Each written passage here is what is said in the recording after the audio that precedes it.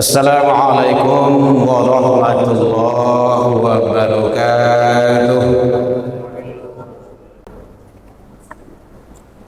Alhamdulillahilladzi arsala rasulahu syahidan wa mubasysyiran wa nadhiran wa da'iyan ilallah bi'idzni wa sirajan munira. Asyhadu an la ilaha illallah wahdahu la syarika lah wa asyhadu anna Muhammadan abduhu wa rasuluh sallallahu alaihi wasallam la nabiyya ba'da amma ba'du. Hamdan wa syukran lillah, seluruh puji dan syukur kembali kita ucapkan kehadirat Allah subhanahu wa ta'ala. Alhamdulillah bi'idznillah wa qadarullah, dengan izin Allah sampai detik ini kita masih diberikan umur panjang, diberikan kesehatan, waktu luang dan kesempatan serta keistiqomahan hati. Mudah-mudahan seluruh nikmat karunia titipan Allah yang ada pada kita syukuri agar kita menjadi hamba-hamba yang bersyukur di sisi Allah hendaknya. Salawat dan salam kepada Nabi besar Muhammad sallallahu alaihi wasallam. Allahumma salli ala Muhammad wa ala ali Muhammad. Bapak Ibu pengurus Masjid Agung Nurul Iman Kota Padang yang sama kita hormati, yang hadir, Bapak Ibu tokoh masyarakat, tokoh agama, tokoh pendidikan, Bapak Ibu hadirin kaum muslimin jamaah zuhur rahimakumullah, bahwa pada prinsipnya kita ini diciptakan oleh Allah subhanahu wa ta'ala adalah dalam keadaan fitrah atau suci.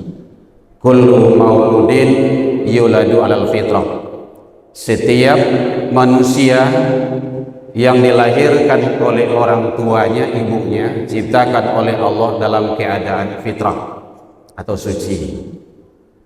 Namun tak kalah nyampai ke alam dunia ini, kita dalam keadaan kotor atau ada tabir, ada hijab, ada dinding yang menghalangi hubungan kita dengan Allah. Karena Allah itu adalah maha suci. Subhanallah, kita ini suci, suci dengan suci nyambung dia. Makanya tak kalah di alam roh Allah bertanya, alastu birabbikum, adakah engkau mengakui hai manusia aku ini Tuhanmu? Bala syahidna, kita mengakui benar engkau ya Rabb adalah Tuhan kami. Artinya Allah maha suci, kita suci, bisa komunikasi langsung. Tak kalah sampai ke alam dunia ini, maka manusia dalam keadaan ada hijab, ada tabir, ada dinding. Hijab, tabir dan dinding itu adalah, kalau dalam ilmu tauhid atau tasawuf namanya nuqtah. Dalam pandangan Imam Al-Ghazali itu namanya dosa. Tak kala manusia sampai ke alam dunia ini, manusia itu terhalang antara Allah dengan manusia itu sendiri karena dosa. Maka oleh sebab itu dosa tersebut harus dibuang. Bisa. Tabir itu bisa disingkap, bisa. Dinding itu bisa dirobohkan, bisa. Yang penting kita mau. Dosa tersebut bisa habis, bisa hilang dengan syarat manusia itu mau untuk menghilangkannya. Hadirin kaum muslimin rahimakumullah, maka bahwa kata Rasul,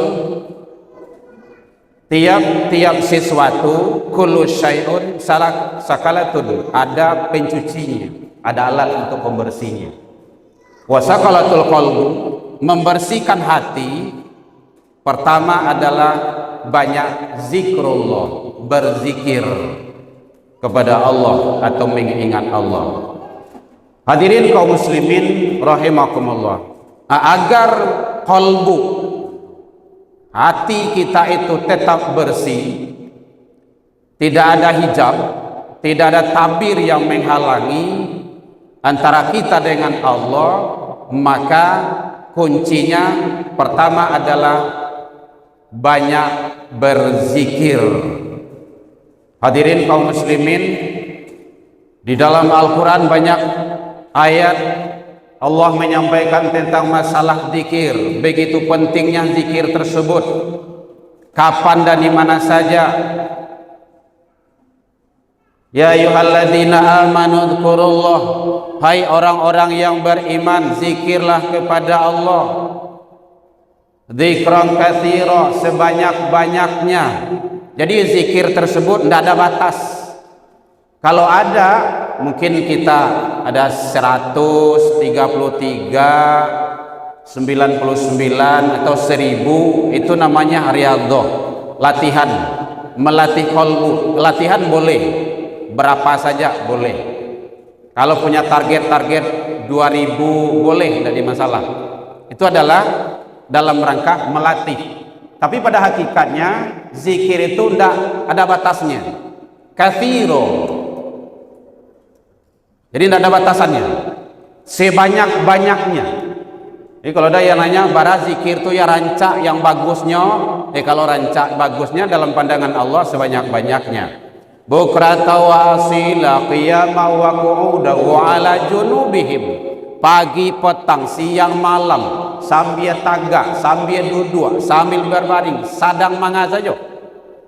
Bahkan siapa yang tidur atau zikir menjelang tidur, tertidur di dalam zikir, bahkan sepanjang tidur dia dianggap zikir. Itu hebat dalam ilmu zikir itu. Siapa yang zikir menjelang tidur, tertidur di dalam zikir, sepanjang tidur dianggap zikir. Itu tasawuf. Oke. Jadi begitu pentingnya. Jangan dibalik. Kadang-kadang kita kan hobi melihat handphone menjelang tidur tuh. Kalau dibalik nanti siapa menceli HP menjelang lalu, tak kalau ju HP itu sepanjang lalu dianggap main HP. Kan seperti itu. Makanya kalau ingin kita yang terbaik, selalu perbanyak zikrullah. Hadirin kaum muslimin, bahkan imam-imam sering menyampaikan, biasanya sebelum zikir itu dibawa itu, bahwa afdalul zikir yang afdal itu fa'lam. Jadi katanya ada fa'lam di situ. Maka ketahuilah la ilaha illallah. Kita analisa ini. Afdalu zikir yang afdal, fa'lam. Jadi bukan fakul, fa'lam. Fa'lam itu ketahui. Ketahui itu dengan apa? Dengan ilmu. Ilmu apa? Ya ilmu la ilaha illallah, ilmu zikir. Gitu. Ternyata zikir itu ada ilmunya. Bukan hanya sekadar ucapan di kerongkongan. Jadi ternyata harus fa'lam, diketahui. Di dalam Al-Quran surah Muhammad contohnya Allah menjelaskan, fa'lam annahu la ilaha illallah, maka ketahuilah sesungguhnya la ilaha illallah itu wastaghfir li dzambika. Atau hebatnya itu, kalau kita banyak membaca la ilaha illallah dan kita memohon ampun kepada Allah, walil mu'minina wal mu'minat, dan dosa-dosa orang yang beriman, maka Allah akan ampuni. Ternyata zikir adalah bukan termasuk, bisa satu-satunya dianggap yang hebat untuk membersihkan qalbu atau hati. Karena bahasanya tadi tiap sesuatu ada alat pencucinya. Kalau talakuang awak kumuah, baju kumuah, celana kotor yang kumuah itu kan mudah dibersihkan, deterjen banyak sekarang. Tapi qalbu, hati itu tidak taluk deterjen sekilo itu tuh. Tidak bisa rinso kita minum. Tapi bagaimana? Zikrullah, zikir.